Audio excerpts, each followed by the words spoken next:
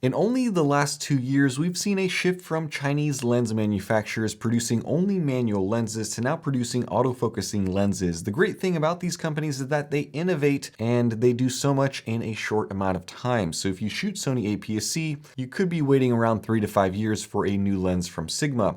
If you want a Sony lens, probably longer. But if you look at a company such as TT Artisan, they released an autofocusing 35mm f1.8 lens just a year ago, and look, already there is an updated, smaller, improved version that is a remarkable $125 US. And during that time, they also managed to make these film roll lights that I've been playing around with because I was on Amazon and I couldn't help myself. It's easily the best $9 I've spent all year long, but it's not all sunshines and rainbows with this new lens. So in this video, let's check it out. This new 35mm comes in a compact box. Inside there is a warranty card and a user manual, a plastic rose petal lens hood that is a lot better than the strange squared off hood from the Mark I version of this lens, and the lens. The rear plastic lens cap has a USB-C port on it for firmware updates, but the front lens cap doesn't have any USB-C ports. This new lens is quite compact. It is just a touch larger than the Sony 35mm f1.8 and a touch heavier at 170 grams versus the Sony's 154.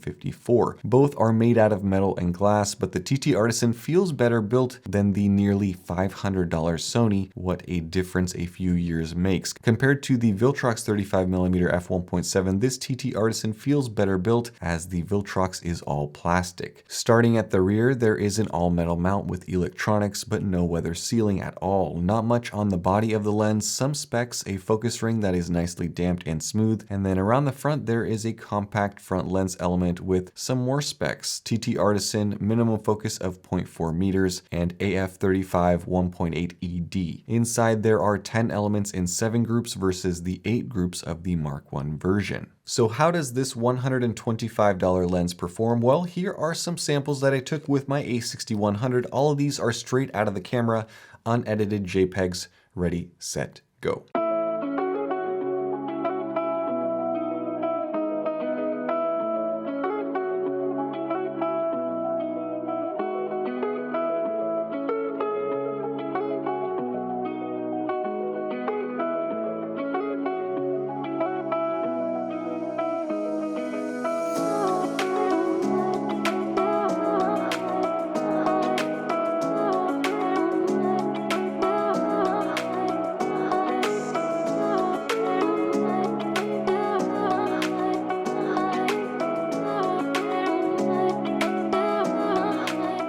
In terms of optics, there's a few things to discuss. Sharpness in the center of the frame wide open is good. It's not excellent. The corners are very, very dark with less contrast and less sharpness. The resulting images have flaws. Some people like to call that character, but if you are looking for anything that's near perfect, this lens really is not it. For fun, I compared it to the Sony 35mm f1.8, which was softer, significantly so, and the bokeh, although larger in size, had more aberration in it, a lot of green outlining out of focus areas, whereas the TT Artisan, there's just a little green and some purple. Next, I compared the TT Artisan to the Viltrox 35mm, and here the Viltrox looks sharper with natural colors, and the bokeh is smoother, bigger, with about the same level of color fringing. The first thing that you see with the TT Artisan is the vignetting. It's a lot. Look at the corner on the Sony, and then look at the corners and edges on the TT Artisan. The Viltrox, by comparison, still has some vignetting, but not as strong as that on the TT Artisan. Across the frame, I found the same results. The TT Artisan was sharper in the corners than the Sony, but less sharp than the Viltrox. The TT Artisan also tended to have slightly warmer colors and some interesting flares, but in every side-by-side comparison scenario, the Viltrox was sharper with less distortion. And I tested these lenses across multiple days in different lighting environments, and really the results were all the same.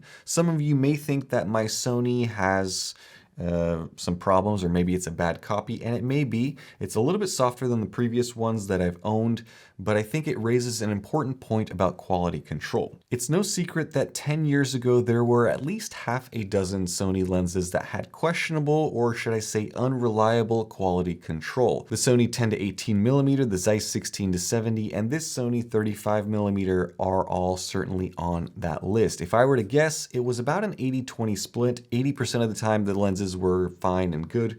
20% of the time, it was either slightly decentered or had some sort of optical issue, but that percentage is just based on my experience. It could be higher or lower than that.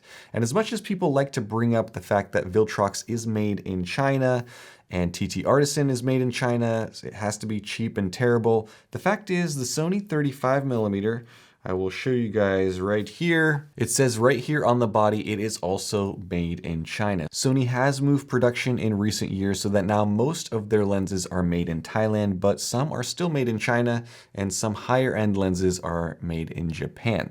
So what I'm comparing here really is a 13-year-old lens that's made in China versus a new lens that's also made in China. One's from Sony, one's from TT Artisan.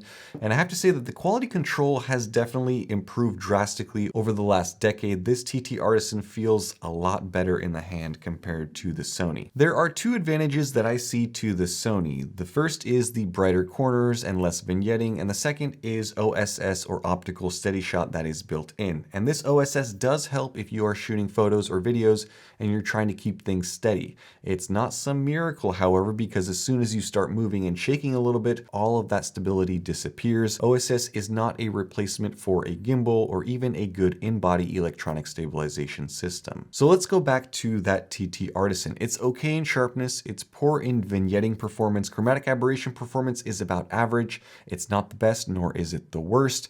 It tends to flare quite a bit with bright light sources, which results in some teal and yellow and red and purple colors, some loss of contrast as well. The bokeh is good overall. It has occasional outlining, but remains mostly smooth with some cat-eyeing into the corners and the edges. And it is, for some odd reason, smaller than the bokeh from competitors, but not by much. The autofocus performance of this TT Artisan is about average. It's relatively quick. However, if your subject is a distance away, I found that it struggled to recognize a face and lock on. The motor is very quiet. You can just slightly hear it on the built-in microphone as it moves. Take a listen.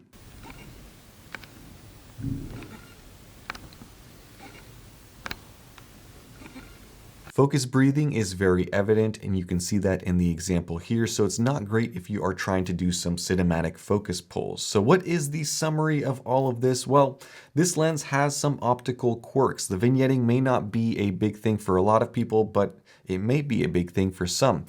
It's about average though across the board in terms of optics. It's not a terrible lens by any stretch, but it's not optically brilliant like an art lens. You have to factor in price as well, because at $125 US, you are getting an unbelievable bargain if you're looking for an all-metal autofocusing 35mm prime lens for Sony APS-C. Actually, it's also out for Fuji X and Nikon Z mounts as well. Is this better than the Mark I version? Certainly. Is it better than the Sony 35mm? For those who don't mind fixing dark corners and edges in post, and who don't mind ditching the optical stabilization, I'd say yes. Is it better than the Viltrox, however? My opinion is no. If you can afford the additional $55 US, I think that the Viltrox is the better performing lens, although it is plastic in construction versus metal on the TT Artisan. But if you don't want to spend more than $125 US and you want a compact autofocusing lens and you don't mind some optical flaws, this is about as good as it gets for a 35mm prime, at least for the money.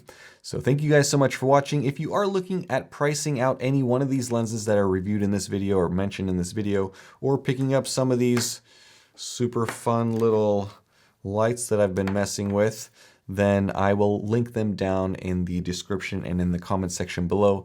Stay tuned for more. Have a nice day. Bye-bye.